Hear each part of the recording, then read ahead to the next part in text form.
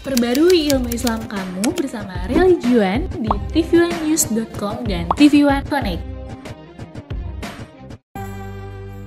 Assalamualaikum warahmatullahi wabarakatuh. Hamdan wa syukran lillah wassalatu wassalamu ala rasulillah wa ala alihi wa sahbihi wa man walah wa la hawla wa la quwwata illa billah amma ba'd. Puji dan syukur hanya untuk Allah subhanahu wa ta'ala Rabbul Izzah. Salawat beserta salam senantiasa terlimpah dan tercurah untuk manusia yang paling mulia, baginda kita Nabi besar Muhammad sallallahu alaihi wasallam, beserta para keluarga, para sahabat, dan insya Allah kepada kita semua selaku umatnya. Para pemirsa, Assalamualaikum Nusantara dimanapun Anda berada. Sebagaimana yang sama kita ketahui bahwa ibadah itu dibagi menjadi beberapa bagian. Ada ibadah fisik dan juga ada ibadah qalbiyah, yaitu ibadah hati.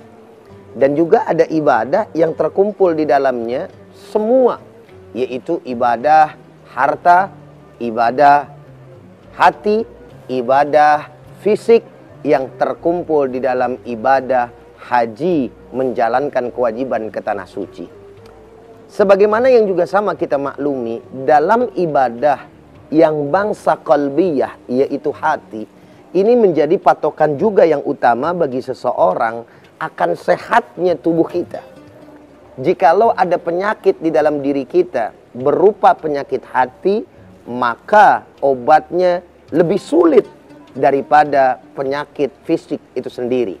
Sehingga oleh karenanya di dalam kitab-kitab tasawuf dibahas tentang radha'ilul qulub atau penyakit-penyakit hati, dan juga yang menyembuhkan hati tersebut serta memberikan kesehatan kepada hati sebagai orang-orang yang beriman kepada Allah Subhanahu wa taala.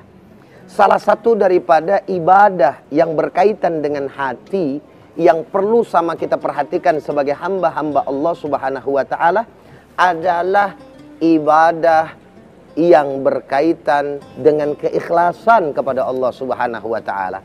Karena ikhlas ini menjadi satu patokan yang utama diterimanya daripada amal perbuatan seorang hamba Allah Subhanahu wa taala.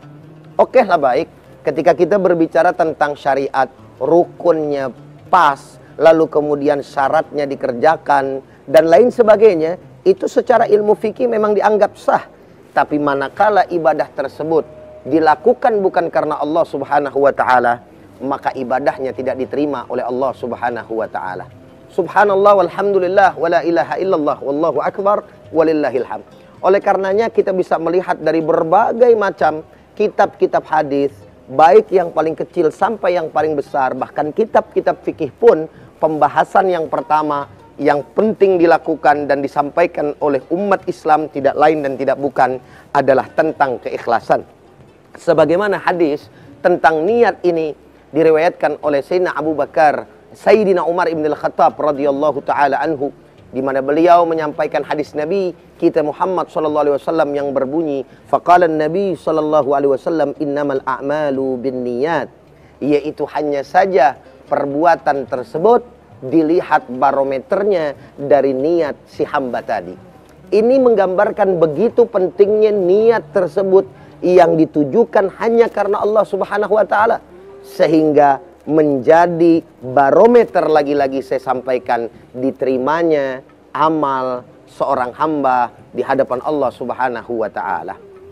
Saudara hadirin para pemirsa yang sama dirahmati dan dimuliakan oleh Allah Subhanahu wa taala, pemirsa Assalamualaikum Nusantara dimanapun Anda berada. Yang menarik di dalam surat Al-Ikhlas berbeda dengan dua surat lainnya yang padahal dia ini tergabung di antara tiga. Sehingga dikatakan oleh kita ini merupakan tiga kul atau trikul. Kul huwallahu ahad, kul a'udzu birabbil falaq, dan juga kul a'udzu birabbin nas. Dua ayat diantaranya dinamakan dengan nama surat tersebut yang ada di dalam ayatnya pun disebutkan. Al-Falaq umpamanya, kita melihat di dalamnya disebut kata falak. Kul a'udzu birabbil falaq, subhanallah. Surat An-Nas disebut juga di dalamnya Qul a'udzu birabbin nas, tapi berbeda dengan surat Al-Ikhlas di mana Allah Subhanahu wa taala menyampaikan Qul huwallahu ahad, Allahus samad, lam yalid walam yulad walam yakul lahu kufuwan ahad. Shadaqallahul azim. Apa rahasianya? Kenapa Allah Subhanahu wa taala tidak menamakan dengan surat Al-Ahad sebagaimana dengan surat-surat yang lainnya yang di dalam surat tersebut juga tersebutkan nama surat tadi. Tapi Al-Ikhlas Allah Subhanahu wa taala tidak menyebutkan di dalamnya. Tidak dinamakan dengan Al-Ahad tapi Al-Ikhlas. Kenapa sedemikian rupa?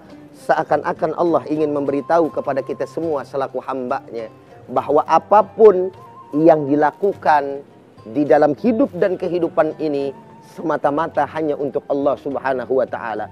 Qul huwallahu ahad. Katakanlah ya Muhammad bahwa Allah itu esa. Perbuatan kita, kelakuan kita, ibadah kita, taat kita hanya ditujukan untuk Allah Subhanahu wa taala. Dan hal itu tergambar di dalam ibadah salat kita, yaitu sebelum kita melakukan membaca surat Al-Fatihah sebagai salah satu daripada rukun salat, ada sunnah membaca du'aul iftitah. Inna salati wa nusuki wa mahyaya wa mamati lillahi rabbil alamin. Masya Allah, sesungguhnya salatku, ibadahku, hidupku, matiku hanya untuk Allah Subhanahu wa ta'ala. Bacaan daripada surat Al-Ikhlas tidak dengan sur Qul huwallahul ikhlas, tapi hanya Qul huwallahu ahad. Maka bagi kita sebagai hamba-hambanya yang beriman, para pemirsa, Assalamualaikum Nusantara dimanapun Anda berada, ini menjadi perhatian yang amat sangat mendalam untuk kita agar kita menjadi hamba-hambanya yang ikhlas.